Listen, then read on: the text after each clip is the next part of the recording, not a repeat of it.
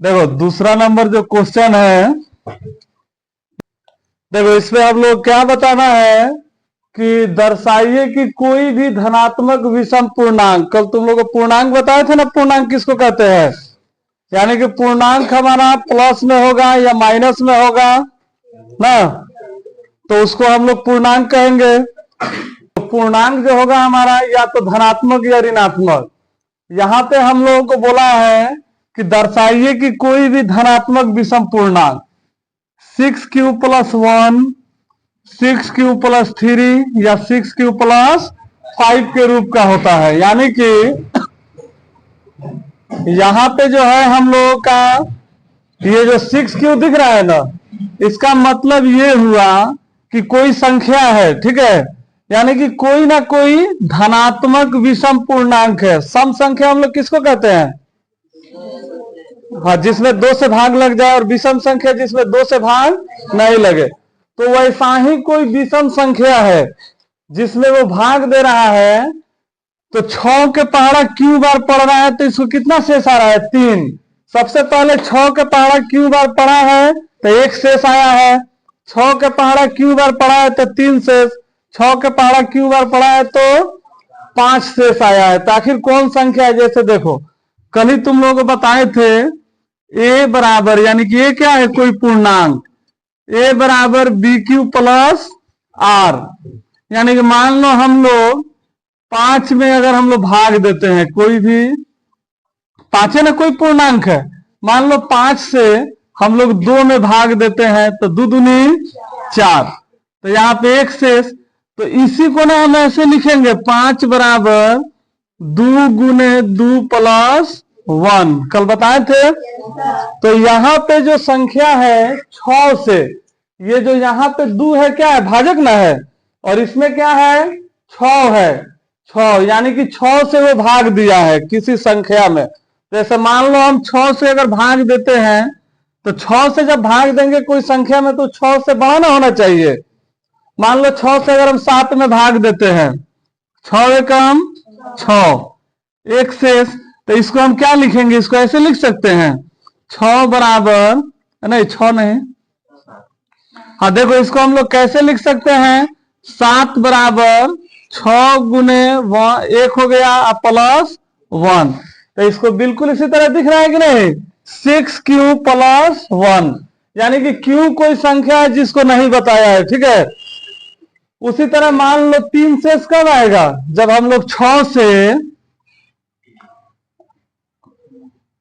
9 में अगर मान लो भागा देते हैं, 6 एकम 6, 9 में से 6 जाए कितना बचेगा, 3।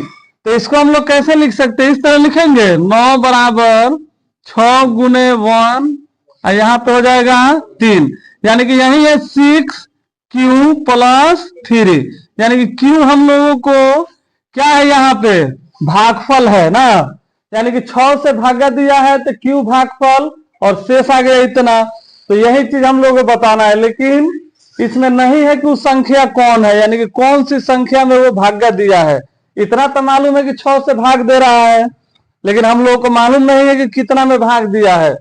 तो जब भी ऐसा क्वेश्चन देगा तो हम लोग क्या करेंगे, सबसे पहले लिखेंगे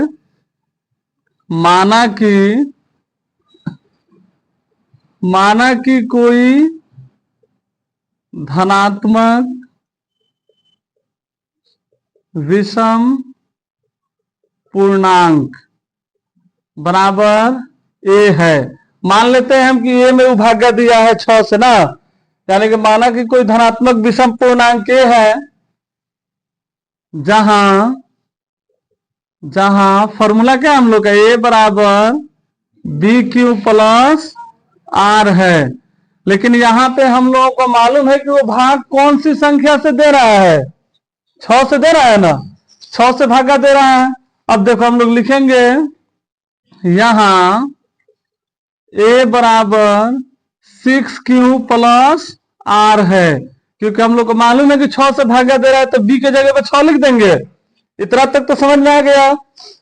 देखो इसके बाद हम लोग क्या लिखेंगे, हम लोग लिखेंगे जब भाजक, क्योंकि 6 को हम लोग क्या बोलेंगे, भाजक ही ना, जब भाजक 6 है तो संभावित शेषफल, यानी कि 6 से अगर हम लोग किसी अंक में, किसी अंक यहाँ पे कोई अंक क्या है, यही ना है, जब भाजक 6 है तो संभावित शेषफल,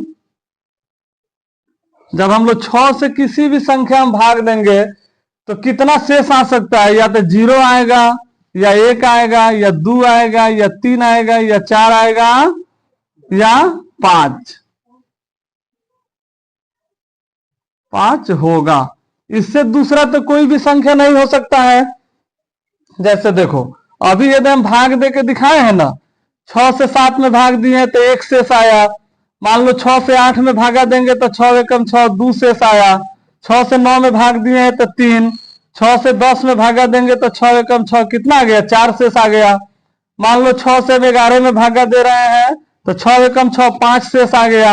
या मान लो 6 से अगर हम भागा देते हैं किसमें, 12 में, तो 6 दूनी 12 कट गया, यानी कि 0 शेष आया। फिर अगर 13 में भागा देंगे तो 6 दूनी 12, एक शेष में आएगा, यानी कि इससे दूसरा कोई शेष नहीं आ सकता है जब लोग 6 से भागा देंगे।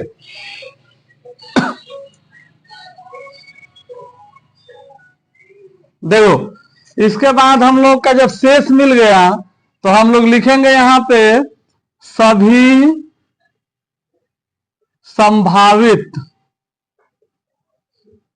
संभावित शेषफलों का मान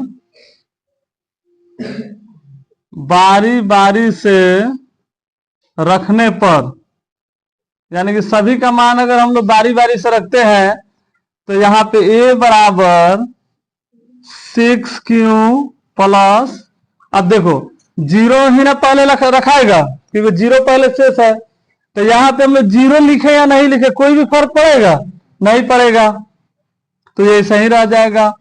a बराबर 6q प्लस, 0 के बाद क्या है 1, a बराबर 6q प्लस 2, a बराबर 6q प्लस 3, a बराबर 6q प्लस 4, a बराबर 6q प्लस 5। बस इतना ही ना शेषफल है, सभी शेषफल का मान है तो बारी बारी से रख दिए। तो अब देखो तो क्वेश्चन में क्या बोला है हम लोगों को कि कोई भी धनात्मक विषम पूर्णांक 6q प्लस 1 है, तो 6q प्लस 1 आ गया कि नहीं आ गया, 6q प्लस 3, 6q प्लस 3 भी आ गया, या 6q प्लस 5 है तो ये भी आ गया।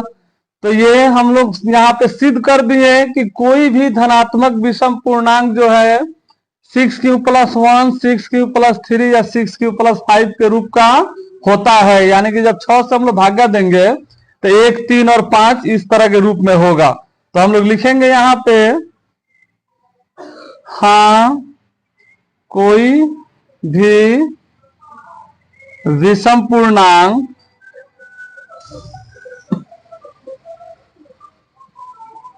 6q plus 1,